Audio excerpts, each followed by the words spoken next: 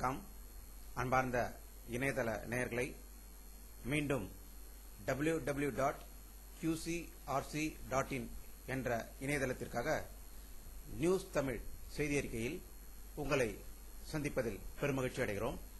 இன்று 5 நவம்பர் 2008க்கான முக்கிய செய்திகளை இப்பொழுது பார்க்கலாம். உலகமே எதிர்பார்த்த அமெரிக்க ஜனாதிபதி தேர்தல் இன்று முடிவடைந்தது. அந்த தேர்தலில் அமெரிக்காவின் 44வது அதிபராக தேர்வாகிய பராக் ஒபாமா 47 வயது நிறைந்தவராவார். அவர் இன்று கூறிய வார்த்தை, நிற, இன, மத அடையாளங்களை எல்லாம் வென்றுதான் இந்த வெற்றியை பெற்றுள்ளேன் என்று அவர் இன்று கூறியுள்ளதாக வாஷிங்டனில் இருந்து வரும் தகவல்கள் தெரிவிக்கின்றன. 1961ஆம் ஆண்டு ஆகஸ்ட் 4ஆம் தேதி ஹவாய் தீவில் பிறந்தவர் ஒபாமா.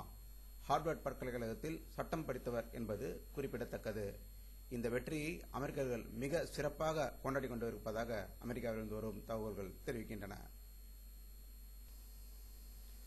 புழல் சிறையில் இருக்கும் வைகோவை இயக்குநர்கள் பாரதிராஜா, ஆர்.கே. செல்வமணி, ஆ. சுந்தரராஜன் ஆகியவர்கள் இன்று புழல் சிறையில் சந்தித்ததாக அங்கிருந்து வரும் தகவல்கள் கூறுகின்றன. இந்திய இறையாண்மைக்கு பங்கம் விளைக்கும் வகையில் பேசியதாக கைது செய்யப்பட்டுள்ள திரு வைகோ அவர்களை சந்தித்ததும் பெரும் பரபரப்பு ஏற்பட்டுள்ளது. இதற்கிடையில் மதிமுக கட்சியை சேர்ந்த மதுரை திருமங்கலம் தொகுதியை சேர்ந்த வீர இளவரசன் அவர்கள் இன்று மாரடைப்பால் காரணமானதாக மதுரையிலிருந்து வரும் செய்திகள் கூறுகின்றன. இந்த சோக செய்தி மதிமுகவினரிடம் பெரும் அதிர்ச்சியை ஏற்படுத்தியதாகவும் தகவல்கள் வந்து கொண்டிருக்கின்றன. தமிழகத்தில் சட்டம் ஒழுங்கு சீர்கெட்டுவிட்டது என மத்திய இணையமைச்சர் EVKS இளங்கோவன் இன்று தஞ்சாவூரில் நிருபர்களிடம் கூறியுள்ளார். அதற்கு உதாரணமாக மதுரையில் நடக்கும் பல சம்பவங்களை அவர் எடுத்துக் கூறியதாக அங்கிருந்து வரும் தகவல்கள் கூறுகின்றன.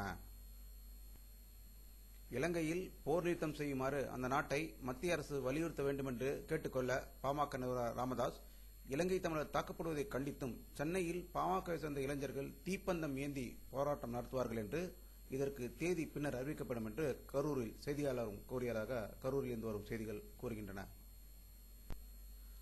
ராஜ் தாக்கரே தலைக்கு ரூபாய் 51 லட்சம் ரூபாயை ஒரு சங்கம் இன்று விலை நிர்ணயித்துள்ளது. லுதியானாவிலிருந்து வரும் தகவல்படி ராஜ் தாக்கரே தலையை கொண்டு போவதற்கு ரூபாய் 51 லட்சம் பரிசு அறிவித்துள்ளது. இந்த அறிவிப்பை அகில பாரதிய யுவாஞ்சல் விகாஸ் பிரசாத் என்ற அமைப்பு கூறியதாக அங்கிருந்து வரும் தகவல்கள் கூறுகின்றன.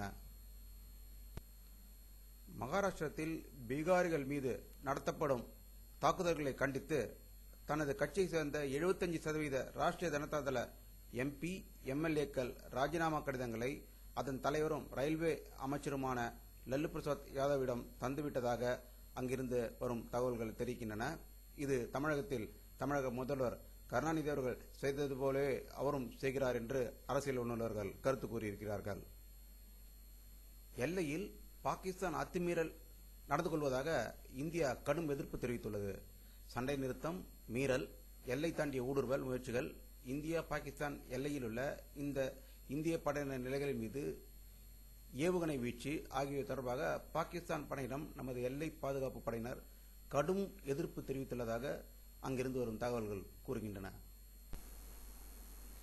இத்துடன் இந்த செய்தி அறிக்கை முடிவடைந்தது. மீண்டும் உங்களை www.qcrc.in நியூஸ் தமிழ் செய்திகளுக்காக சந்திக்கும் வரை உங்களிடமிருந்து விடைபெறுவது உங்கள் K. பாலாஜி. நன்றி.